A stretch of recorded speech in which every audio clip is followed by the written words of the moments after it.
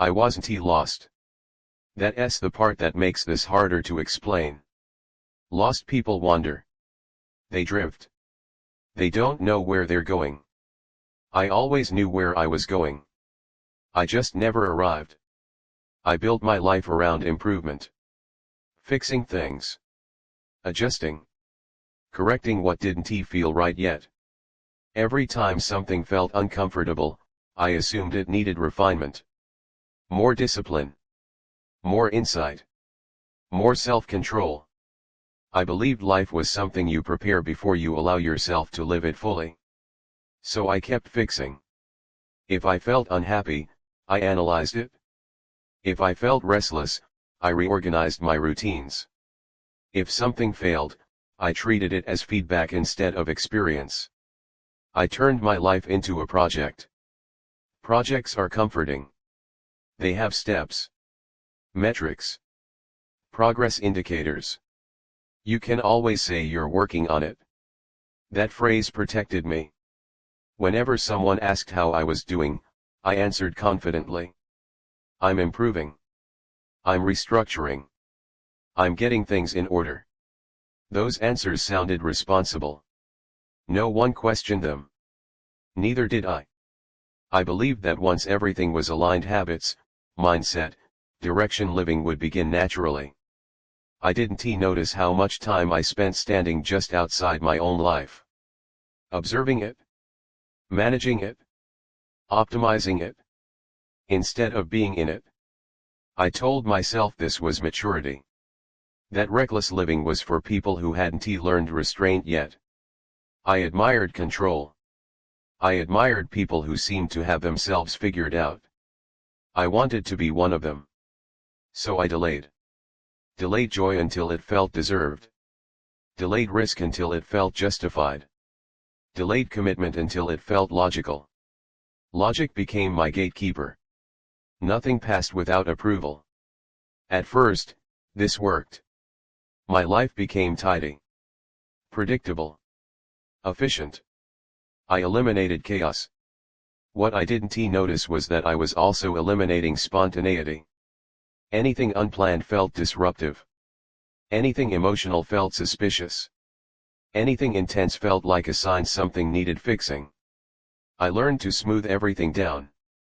I didn't feel broken. I felt controlled. That control was praised. You're so self-aware. You're so disciplined. You really have your life together. I absorbed those words like proof. If people believed I was doing well, I must have been. But inside, something felt strangely postponed. Like I was constantly preparing for a moment that never arrived. I had plans. Strategies. Timelines. But very few memories that felt lived instead of managed. I noticed how often I spoke about my life in future tense. When things are stable. Once I sort this out. After I fix a few things. Fixing became endless. Every solution uncovered another issue. Every improvement revealed another adjustment needed. I wasn't moving forward. I was circling. I started feeling tired in a way rest didn't fix. Not physical exhaustion. Mental. As if I was constantly holding myself back from something unnamed. There was a moment quiet, ordinary when the realization crept in. I was reviewing my goals, rewriting them for the third time that month. Adjusting priorities. Refining direction. And suddenly, a thought appeared that stopped me cold. What if there's nothing wrong with my life and this fixing is the problem? The question felt almost irresponsible. If I stopped fixing, what would I do? Just live? That idea made me uneasy. Living felt unstructured. Messy. Uncontrolled. Fixing felt safer. Fixing gave me a reason not to commit fully to anything. If something didn't work, it was just another thing to improve. I realized then how rarely I allowed myself to experience something without immediately evaluating it. Was it useful? Was it efficient? Did it move me closer to some ideal version of myself? I didn't let moments exist on their own. Everything had to justify itself. That constant evaluation created distance. Between me and joy. Between me and risk. Between me and presence. I wasn't failing at life. I was endlessly adjusting it. And never stepping into it. I began to sense that if I continued like this, my life wouldn't collapse. It would remain permanently in progress. Always almost ready. Always almost right. Always just one adjustment away. That's when a heavier realization settled in. Fixing my life had become a way of avoiding it. Avoiding uncertainty. Avoiding vulnerability. Avoiding the possibility that I might live fully and still feel unsatisfied. Fixing promised control. Living promised exposure. And I had chosen control for so long that I forgot how to tolerate exposure at all. I didn't know yet how to stop. But I knew something had shifted. The question was no longer what needed fixing. It was whether my life actually needed fixing at all. Or whether it needed to be lived without constant correction. Once the thought took root that fixing might be the problem, I tried to treat it like everything else. I analyzed it. I asked myself whether this discomfort was just another signal that something needed adjustment. Maybe my expectations were wrong. Maybe I needed a better system. A clearer framework. That reflex was automatic. When something felt off, I fixed. I didn't sit with feelings. I optimized them. But this time, the tools didn't work. The unease didn't respond to structure. It lingered. I started noticing how many of my days were spent preparing rather than participating. Preparing mentally. Preparing emotionally. Preparing for a future version of myself who would finally be ready to enjoy what I had built. That version never showed up. Instead, there was just me constantly evaluating, constantly adjusting, constantly withholding full engagement. I began to see how little room there was for spontaneity in my life. Spontaneity disrupts plans. It introduces variables you can't optimize. I avoided it instinctively. Not because I didn't want joy. But because joy without control made me nervous. I had learned to trust systems more than experiences. Systems don't surprise you, experiences do. I realized how often I postponed things that mattered emotionally because they didn't fit neatly into my improvement narrative. Moments with people I cared about. Impulses that felt exciting but inefficient. Decisions that required commitment instead of analysis. I told myself I would return to them later once things were more aligned. But alignment kept moving. The more I refined my life, the more distant it felt. I became someone who could explain everything they were doing, but struggled to explain why it mattered. That gap widened slowly. Not enough to alarm me. Enough to hollow me out. I noticed how often I measured my days by productivity instead of meaning. Did I stay disciplined? Did I stick to the plan? Did I improve something, anything? If the answer was yes, I felt justified. Even if nothing felt lived. I realized that I had built a life where success was defined by absence of problems rather than presence of fulfillment. No chaos. No crises. No dramatic failures. Just a steady, controlled existence. I told myself this was stability. But stability without movement is stagnation. That truth surfaced gradually. I began feeling disconnected from my own memories. Not because they were painful. But because they were thin. They lacked texture. I could remember routines clearly. Processes. Milestones. But I struggled to recall moments of immersion. Moments where I forgot to manage myself. Moments where I was just there. That scared me more than dissatisfaction ever had. Dissatisfaction suggests desire. This felt like erosion. I started to see how self-improvement had become my identity. If I wasn't fixing something, I didn't know who I was. Being in progress gave me purpose. But it also gave me an excuse. An excuse not to commit fully to relationships. Not to take emotional risks. Not to choose something and stay with it when it became uncomfortable. Fixing allowed me to remain provisional. Always improving. Never finished. Never fully present. There was a moment small, almost embarrassing when this became undeniable. I was invited to do something spontaneous. Nothing dangerous. Nothing irresponsible. Just something unplanned. My first reaction was irritation. It disrupted my system. My schedule. My sense of order. I declined politely. And as soon as I did, I felt an unexpected wave of sadness. Not regret for missing the event. Sadness for how automatic my refusal had become. I realized I wasn't protecting my time. I was protecting my control.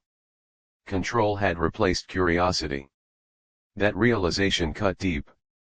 Because curiosity is where life expands. Without it, everything contracts. I began to understand that I wasn't fixing my life to make it better. I was fixing it to make it predictable. Predictability feels safe. But safety without engagement becomes emptiness. I had confused absence of pain with presence of meaning.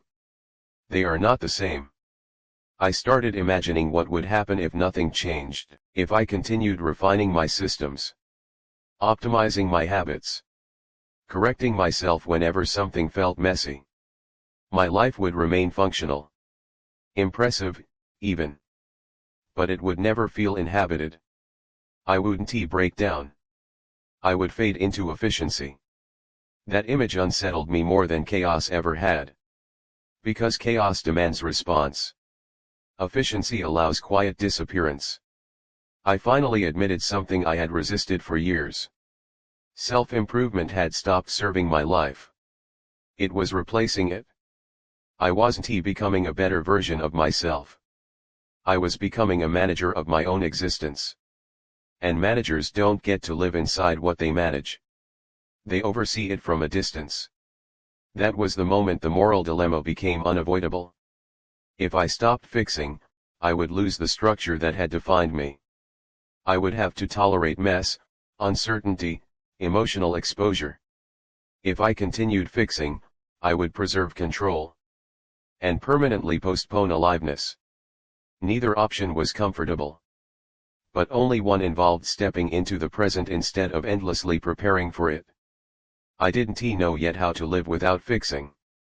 The habit was too ingrained.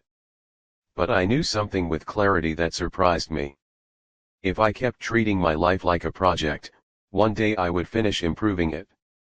And realize I had never actually lived it.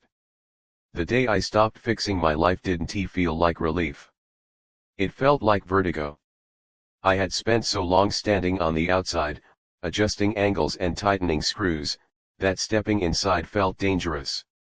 Messy. Uncontrolled. I realized how much of my identity depended on being in progress.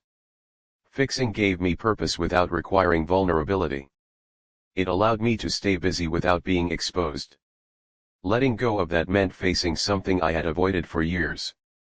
My life as it was. Unoptimized. Unfinished.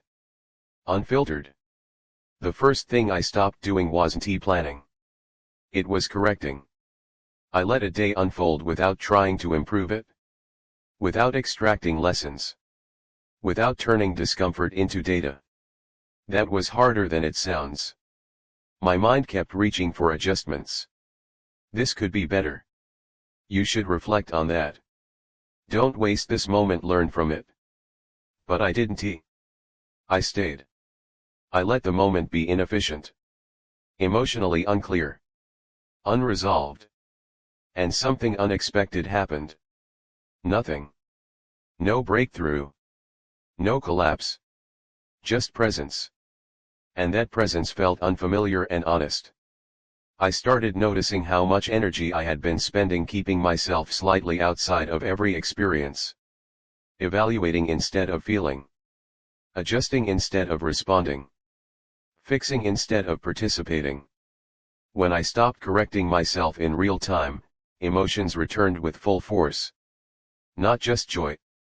Discomfort. Confusion. Desire. Things I had labeled as problems were just parts of being alive. I had been trying to remove them instead of live through them. I understood then that self-improvement had become my way of avoiding grief. Grief for imperfect relationships, for choices that didn't lead anywhere. For moments that couldn't be optimized into meaning. Fixing promised resolution. Living required tolerance. Tolerance for ambiguity. For disappointment. For not knowing what everything meant yet. I had treated uncertainty like a flaw. It wasn't. It was a condition of being human. The more I let my life exist without immediate correction, the more textured it became. Days weren't better. They were fuller. Some moments were awkward. Some decisions felt wrong. Some interactions left me exposed. And yet, those moments stayed with me. They left impressions. I began to remember my days again not as schedules, but as experiences. I stopped asking, how do I improve this? And started asking, how do I stay with this? That shift changed everything. I noticed how much gentler I became with myself when I stopped treating every discomfort as a problem to solve. I didn't rush to fix my feelings. I let them pass through. Some stayed longer than I wanted. Some surprised me. But they moved. I realized how much I had underestimated my ability to tolerate imperfection. I had built elaborate systems to avoid it. All along, I was capable of living with it. I didn't abandon self-improvement entirely. I just put it in its place. Self-improvement is useful when it serves life. It's destructive when it replaces it. I learned to ask a different question. Is this helping me live more fully or helping me avoid living right now? That question became my compass. Some days, I still felt the urge to step back and fix. Old habits don't vanish quietly. But now I notice the impulse. And often, I chose differently. I chose to speak without refining my thoughts. To act without perfect readiness. To feel without immediately explaining myself. Those choices weren't impressive. They were alive. I stopped needing my life to feel finished. Finished things don't grow. They don't surprise you. They don't ask anything new. I realized something I wish I had understood earlier. Life doesn't require you to be complete. It requires you to be present. Completion is a myth we chase to feel safe. Presence is what actually changes us. I didn't fix my life. I entered it. Imperfect. Unbalanced. Unresolved. And in doing so, I found something self-improvement had promised but never delivered. Meaning. Not the kind you extract after the fact. The kind that happens while you're there. If you're listening to this and something resonates, hear this clearly. You are not a project to be perfected before you're allowed to live. You don't need to optimize your way into worthiness. Your life doesn't begin once everything is aligned. It begins the moment you stop stepping outside of it to correct yourself. I spent years fixing my life. And in doing so, I delayed it. The moment I stopped treating myself as something to be repaired. And started treating myself as someone to be experienced.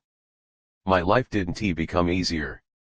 It became real, and real life messy, unresolved, imperfect. Is the only kind that ever actually happens. That's the truth I finally accepted. I didn't need to fix my life. I needed to live it.